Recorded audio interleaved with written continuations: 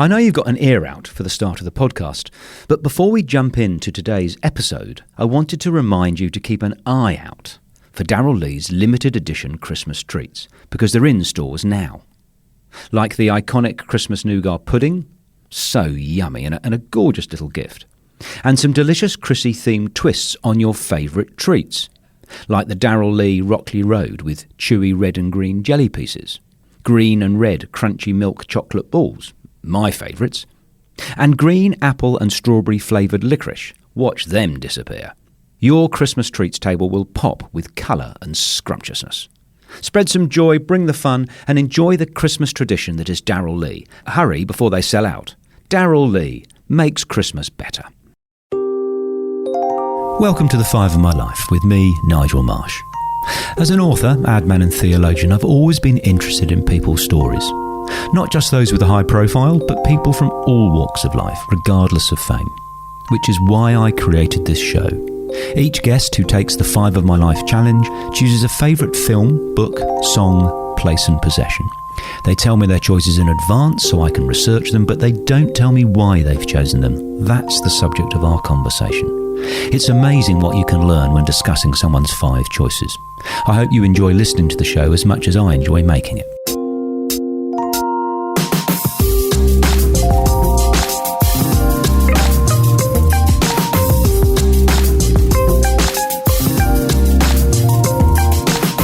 Multi-award-winning Damian Callinan is an actor, comedian and writer.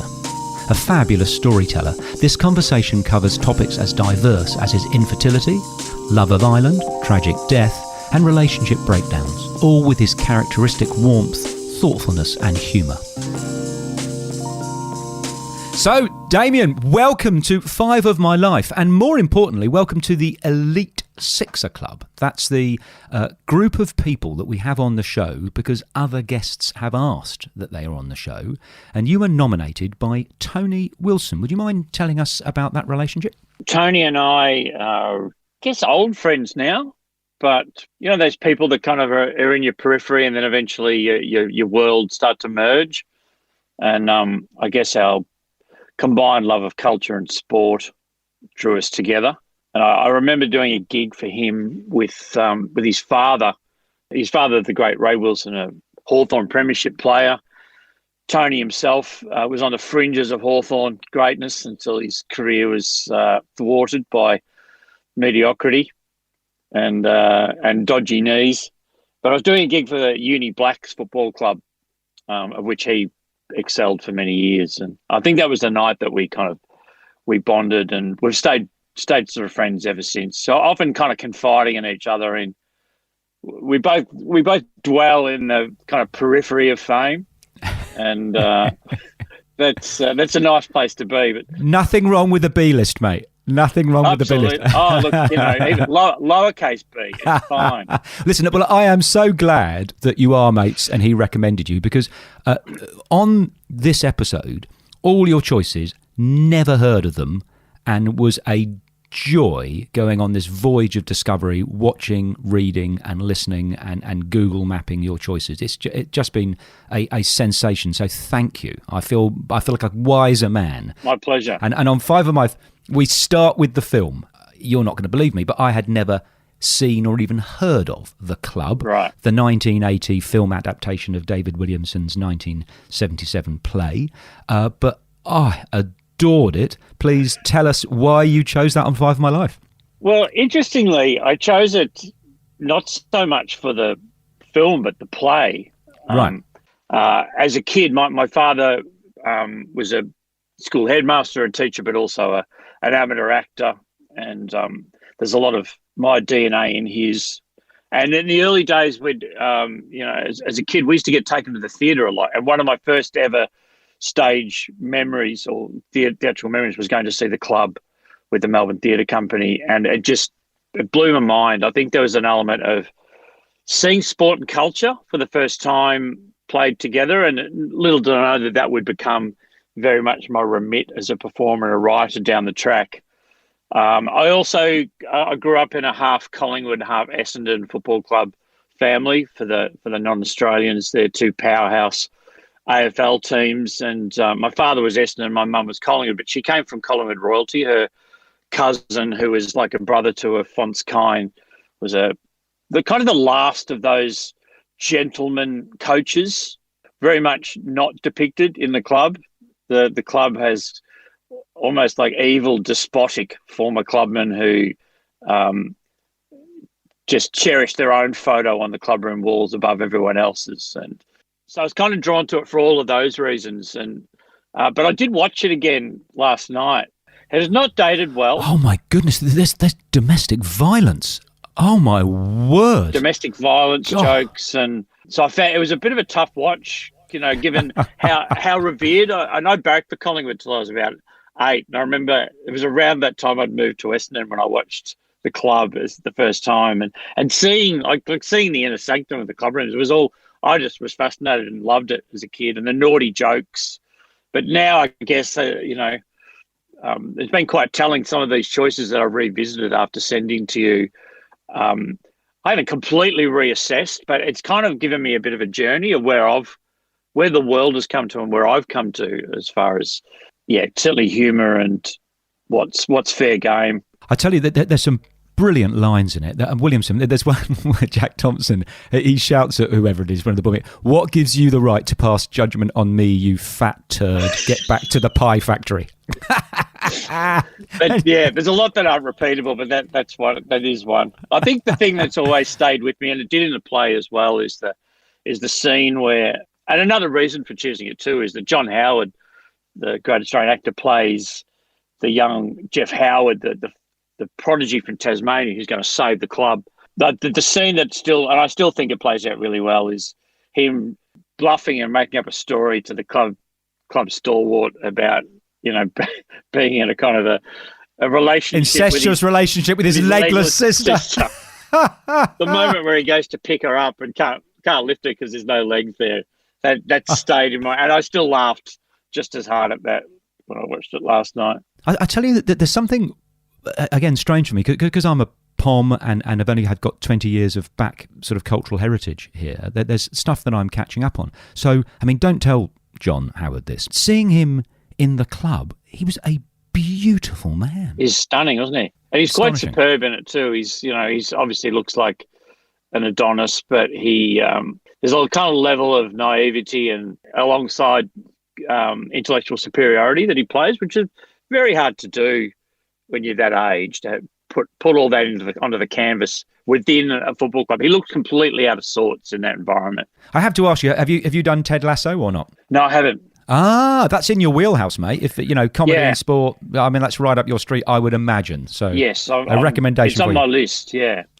Wonderful. Listen, we're going to move from the 80s to the 90s, and oh my word, I mean, it just keeps on getting better and better. You chose Eucalyptus by Murray Bale, the Miles Franklin Award winner. What an astonishing book. Could you describe it to us and tell us why you chose it on 5 My Life? Yes, so Eucalyptus is, I guess, a Australian fable of sorts. But the basic storyline is a gentleman takes possession of a property, and that classic outsider who's come into an environment, has got the best land in the district, but he's not from there.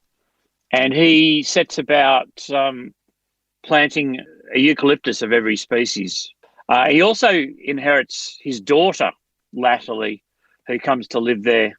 She becomes quickly renowned as the most beautiful woman.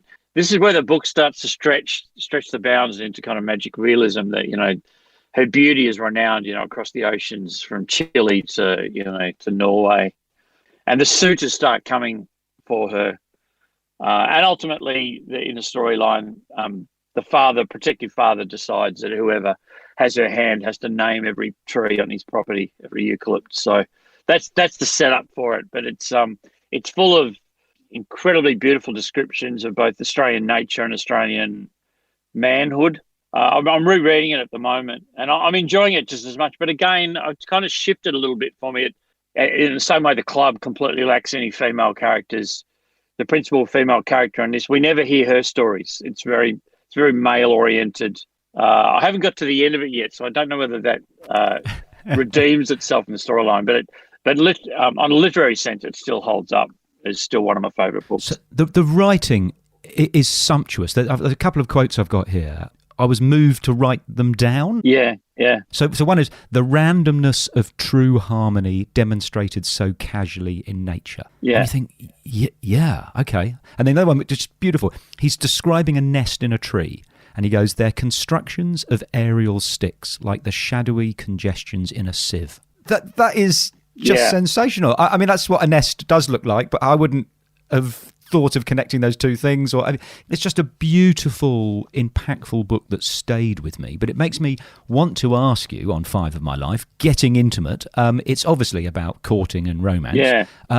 Tell me about that in your own life. It was a book that I discovered. Can't remember the timeline, but my partner at the time, Joe, discovered at the same time. We both were developing kind of a great love for Australian fauna and flora, and it was almost like we were courting, but also courting the beauty of our country together as we travelled. And so the book very much reminds me of that time. And Joe and I are no longer together, but there's always that beautiful treasured part of a relationship. While we were kind of estranged for a period of time, we're kind of friends of sorts now, and that connection is important to me. I'm happily married to Zilla now, and we've had those honeymoon periods that you can't get. Surely this will end.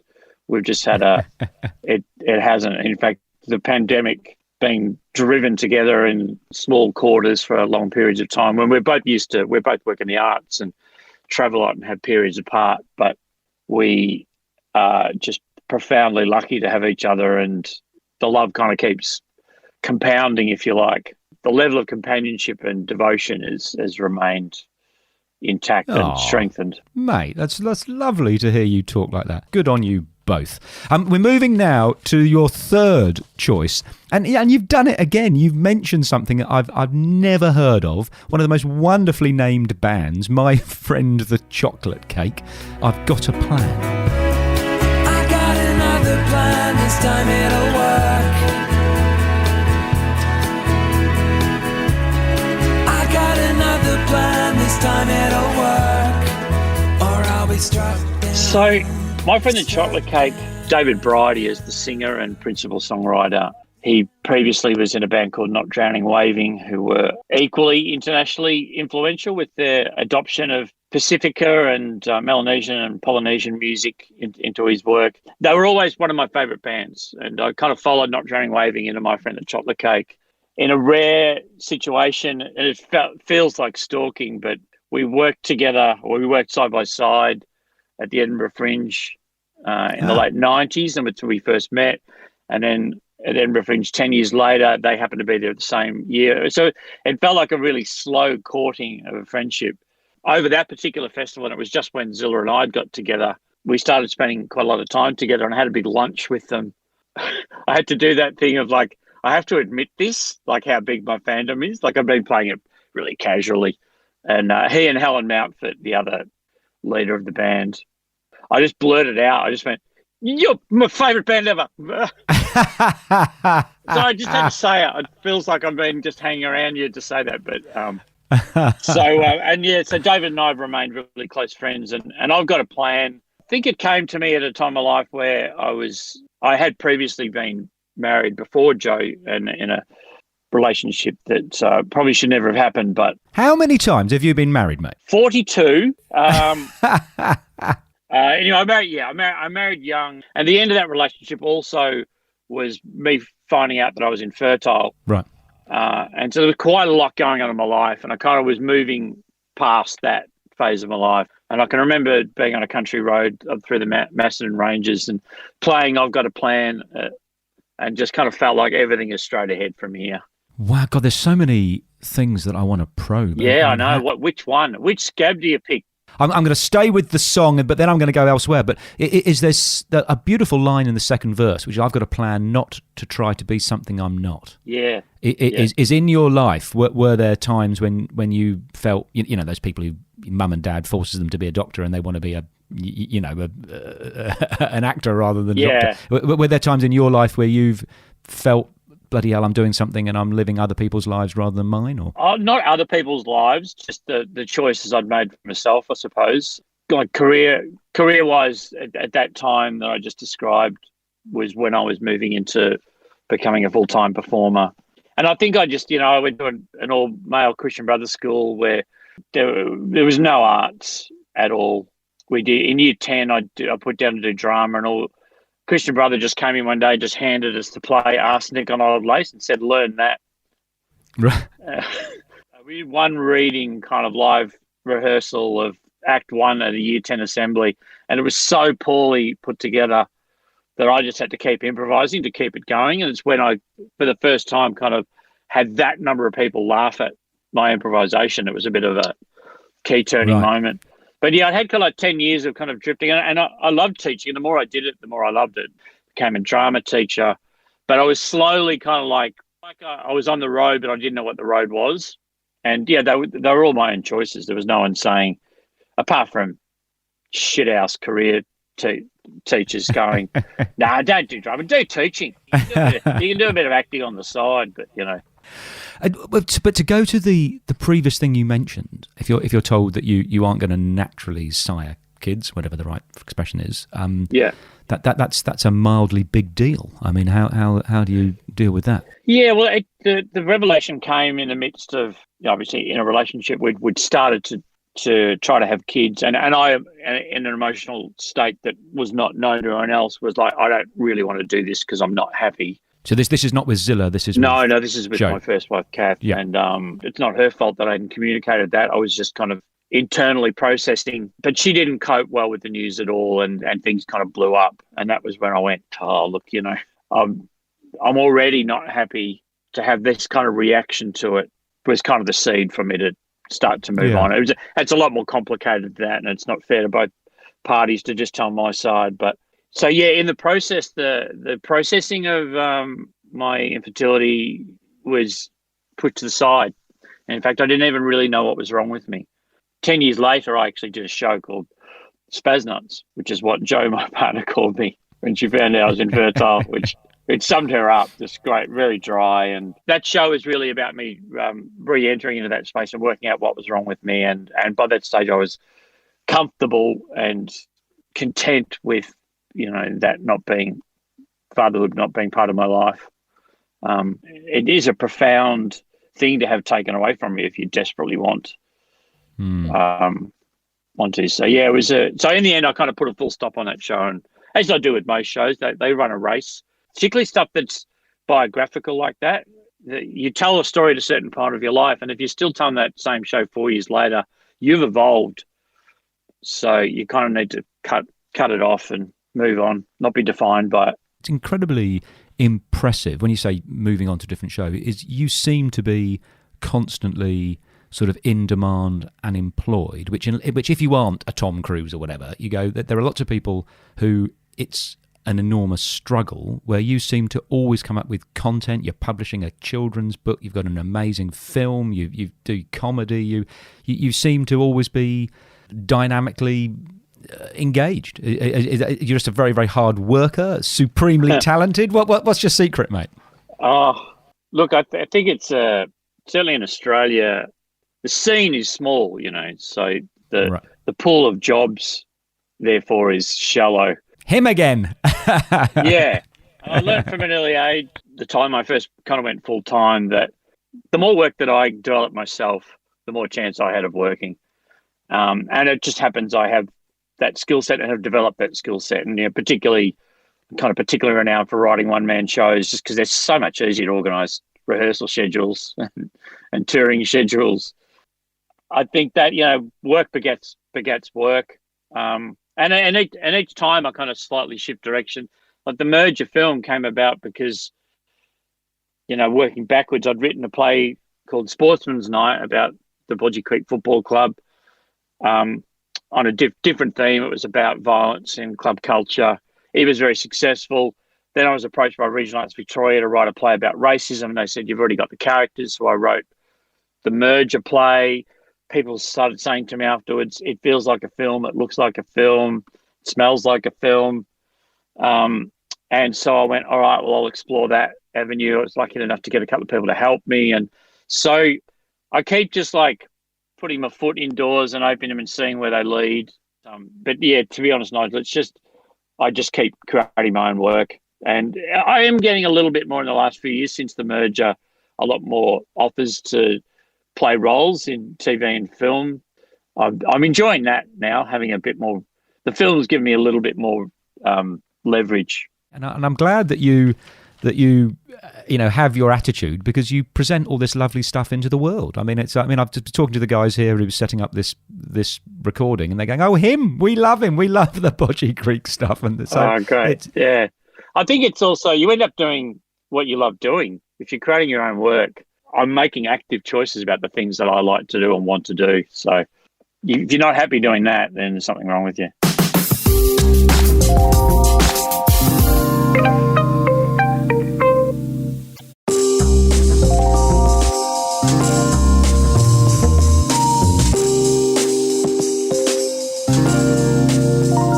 Now, your fourth choice on Five of My Life, I mean, God, I had such a good time researching you and your choices. This led me to my mate Liam's passport, because the poem that we're going to come on and discuss in a second is actually in the Irish passport. I don't know if you knew that. It's literally printed in Irish people's passports. But you've chosen as your place. Yeah, you've chosen the Isle of Innisfree, which is a small little island in Lochgill, County Sligo, Ireland, as your place. Tell us about that. A famous poem by William Butler Yeats. And the story for me goes back to my father used to read to me. And my dad was, as I said, an amateur actor and headmaster, but an English literature teacher, and had a great and profound love for words, and also used to read to me in accent. So anyway, this poem in particular by Yeats, I'm one of those Celtic Australians who wears my heritage on my sleeve. I'm a Eureka Stockade descendant. My great-grandfather and his three brothers all fought, and their sister was very much involved in the story as well. So I think that all of those things come together to this poem having a place for me. Our dad passed away a few years ago, and in his last couple of years, I used to read these same poems back to him. And there were moments where I would start reading, and he would be a bit glazed over, and then he would just come in on certain lines and just recite them with me without reading them. And this was one of them. The Dublin Film Festival and the Glasgow Film Festival asked us to tour with the film. And so I was travelling Ireland with my film, and, I've been to Ireland 5 times, and I just adore the place and feel the visceral connection. And we were doing the film was screening in Sligo City, and I said to my brother and sister who'd come along for the trip, I said, we've got to go to Lochgill. And I'd been there once before and couldn't find the Isle of Innisfree.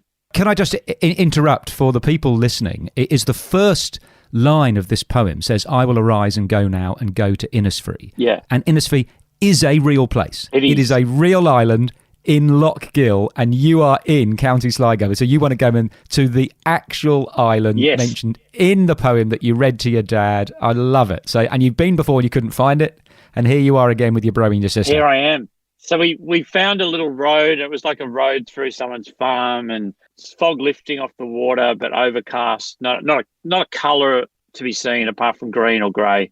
There's a kind of a boat ramp going into the water that kind of like just starts to bend as it enters the water, and it's like it's an underground tunnel to Innisfree. So you can't get to it unless you've got a boat or whatever. And I got out of the car, and I've never had such a visceral response to place in my life. The words to the poem are on a plaque next to it, and I went and read the poem, and I could see my brother standing like in the last part of the boat ramp into the water, and my brother and I bear a strong resemblance to my father, and it was like I was watching his spirit, and it was such a profound moment. I was in tears, as I almost am now. The moment, and I got to relive that story on stage in the Q&A after the film.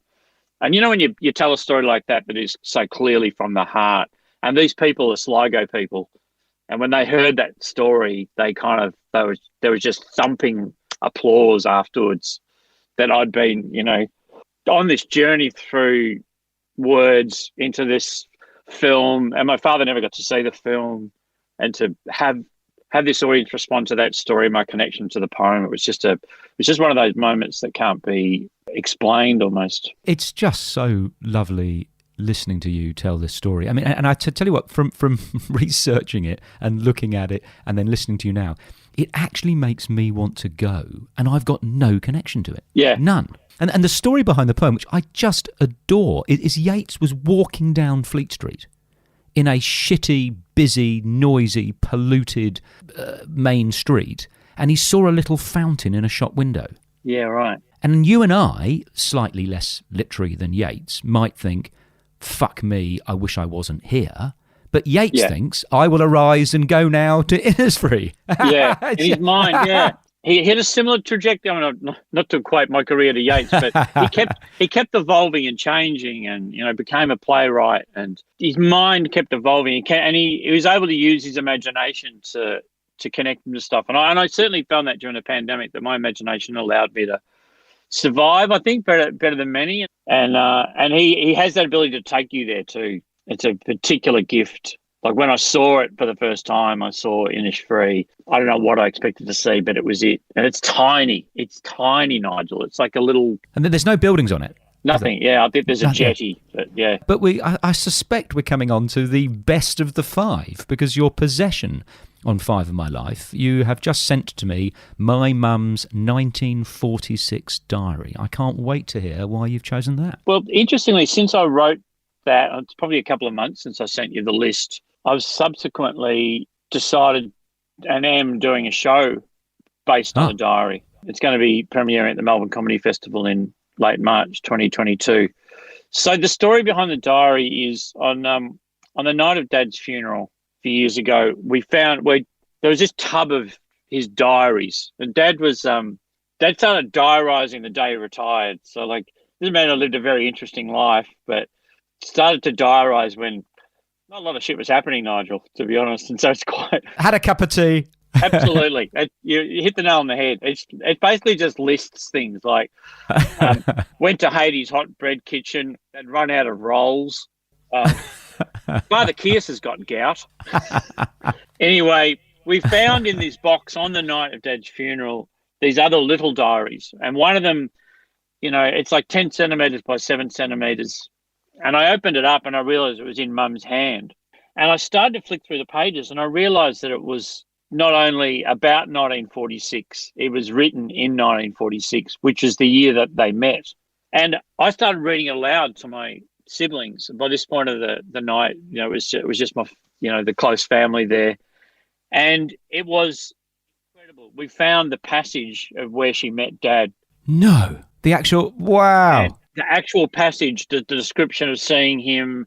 But Dad had been away at war, so he'd only just returned. And you could tell, she had an eye for him straight away. Well, what did she say? How did she describe it? I remember she said, Jack and Tom had a friend with them, Damian Callinan.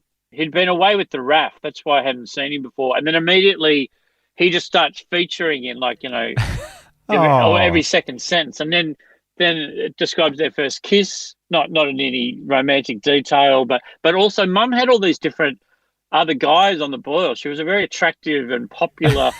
She had a lot of names on the dance card, Nigel. So it almost reads like a war romance. Who will she end up with? I fell in love with it, and it also brought Mum back to life. In 2008, Dad accidentally ran Mum over. Oh my word! In a obviously tragic situation, but she was in a coma for 5 days, and then we had to turn life support off. So for the next 10 years with Dad, it was very much keeping him buoyant and keeping him afloat. So there was I don't think I realised until Dad died the gaps in my grief for Mum. Tragic death like that. The incident can often hijack the life, and one of the reasons I know Tony Wilson so well, as we mentioned earlier, is I was the first speech on his Speakola website, and it was my mum's eulogy, which is still my proudest moment. Trying to capture someone's life and overtake the tragedy, so that you just celebrated her and not what happened. And of course, those kind of funerals also, Nigel, bring many more people to the funeral because they're shocked by what happened, but they want to be there to support you. So I think there were like 30 or 40 of my comedian and actor friends in a group at the back. And I used humour as well as pathos through it, which kind of characterised my work, but that particular moment. So this diary is like, it was such a gift reading it out to my family. It was like Mum came back, that version of Mum and Dad came back to life. It sounds like you're Adrian and Kathleen, was it? I think Adrian and Kathleen, yeah. They just sound like they created such a lovely family and had such a lovely marriage. I mean, It was, yeah. It is a true beautiful romance. So cruelly separated after 61 years. But I think what I'm loving about it, and it's not living in the past because it's not even my past, but inhabiting this version of them. And I've been interviewing family members recently, creating kind of a family podcast so that everyone's stories are told. And I've just interviewed Mum's siblings. None of Dad's siblings are still alive, but Margaret's 89 and John's like 82. But I've been interviewing them about this period with the diary too, particularly Margaret. She was 11 or 12 at the time. So she remembers some of the names and the places, and it's been gorgeous. And for them too, they've really enjoyed revisiting those times. And mate, and it's lovely. I can see your face lighting up when you're talking about this. Bloody wonderful. Unfortunately, we have come to the sixth final surprise question, which, if you've listened to a few episodes, is not a surprise. Who would you like to have on Five of My Life next? I think fittingly, you would get a lot out of talking to the great David Bridie. Oh, wow. I would love to. And why would you like me to talk to him?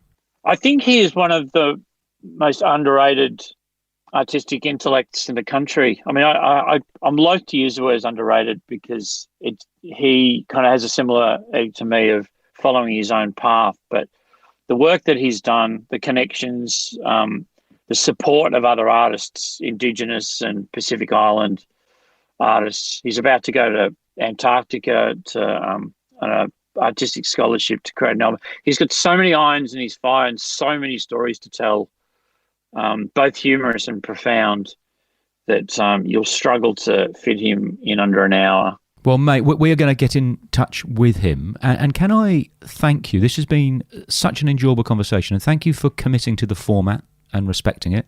It is just lovely hearing a slightly different side of your life and your stories. And more power to you, mate. I wish you lots of love and happiness and success in your future. Thank you, Nigel, and thank you for your wonderful podcast. Thank you for listening to The Five of My Life, presented by me, Nigel Marsh. Our producer is Mandy Coolan. Theme music is thanks to Darcy Thompson and Matt Nicholish. If you've enjoyed today's episode, please share with a friend. And if there's someone you'd like to hear take the challenge, please message us on the Five of My Life Instagram page. I love hearing from you and appreciate all your suggestions.